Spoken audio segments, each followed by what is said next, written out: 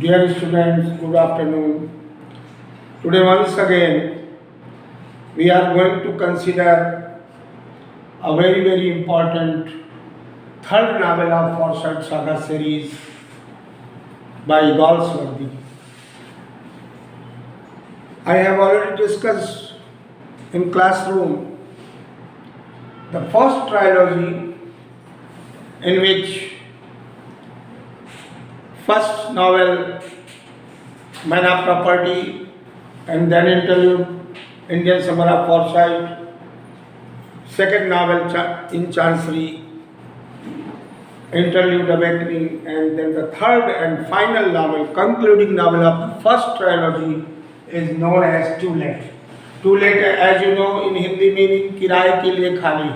तो आप लोग इस नावल में देखेंगे बड़ा रोचक प्रसंग है और विक्टोरियन एज में किस प्रकार से समाज में जो लोगों का लिविंग स्टाइल है और कॉमन पीपल किस प्रकार से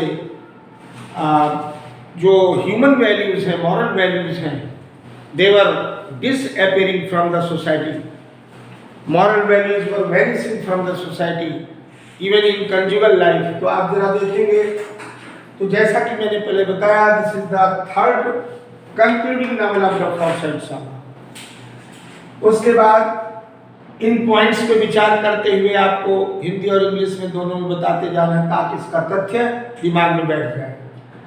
flavour and John fall in love with each other. You know, जो फ्लेवर एंड डाटर, सोमस की डाटर और यंग जॉलियान का बेटा जॉन, दोनों को परस्पर प्रेम हो जाता है। उसके बाद Jolyon, father of Jon, disclose the past of Soames से निर्णय। लेकिन जब जॉलियन, जो जॉन का पिता है, वह रहस्योद्घाटन करता है कि जो सोमस और इने का पास्ट है वो बहुत मिसडीड्स, इनडिस्क्रेशंस और बहुत ही ट्रबलसम रहा है और जहाँ तक नैतिक रूप से बहुत गिरा हुआ रहा है। उन्होंने उनका जो, जैसा कि मैंने आपको इन चांसरी में बताया था कि इरने का प्रेम उससे हो गया जो बोस्नी था और उसके साथ साथ जो आर्किटेक्ट के साथ, और फिर उधर उसका एनेट से हो गया। तो इस प्रकार से सब ट्रबलसम लाइफ थी और डिस्टर्ब लाइफ थी, कंजुगल लाइफ। अब जॉन का मूड चेंज हो गया जब अपने पिता से उसको पास्ट पता लगा इरने के परिवार का, तो उसने मूड चेंज कर दिया और फ्लेवर को रिजेक्ट कर दिया। इसी बीच में फ्लेवर जो है माइकल मॉन्ट से विवाह कर लेती है। और अगला पॉइंट, जब जॉन के पिता जॉलियन जो है वो मर जाते हैं तो एक बार फिर जो सोमस की बेटी फ्लेवर है वो अमेरिका के लिए जाती है और वाशिंगटन डीसी होटल में वो वहां पर जा करके जॉन से मिलती है। उसके बाद Soames comes to know that his second, अब आप इसको जरा सा विजिबिलिटी में कर रहा हूँ, ध्यान से देखिए। सोमस वहां पर जा करके फिर उससे मिलना चाहती है, सोमस से इरने।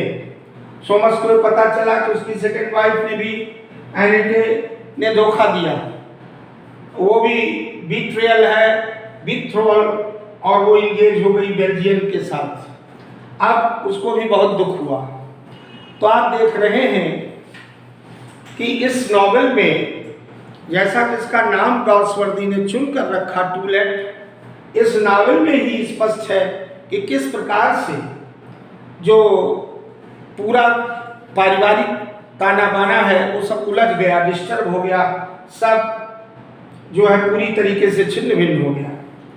क्योंकि जब जहाँ न मॉरलिटी है, ना ह्यूमैनिटी है, ना रिस्पेक्ट है दूसरे, केवल चीटिंग, केवल डिसीटफुल मैनर्स हैं, केवल जो है अनफेथफुलनेस है, और जहाँ पर पूरी तरीके से फिडेलिटी है, लॉयल्टी नामो निशान नहीं है। फिर उसके बाद she goes to meet again Soames but now there Robin Hill house has become too late.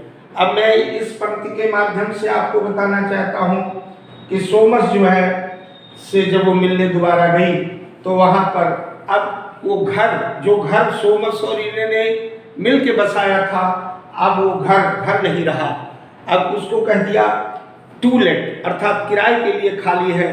जाहिर सी बात है, टू लेट उसमें रहता है जिसमें कोई नहीं रहने वाला था। अब वो घर खाली हो गया। किससे खाली हो गया?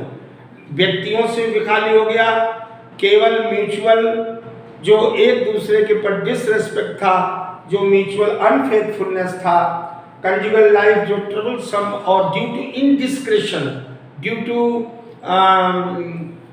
जिसको हम कहते हैं कि immorality, due to inhumanity, due to misunderstanding और due to misdeed, misconduct, misbehaviour, सब चौपट हो गया।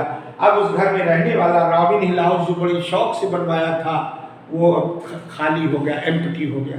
तो ये सूचना, ये संदेश कार्लसवर्दी विक्टोरियन एज के उस कालखंड की हमारे सामने चित्रण प्रस्तुत करता है कि really the real picture of the Victorian age, as we find through this novel, the concluding novel of the Forsyte Saga series in the first trilogy, this novel Too Late is highly recognized and important.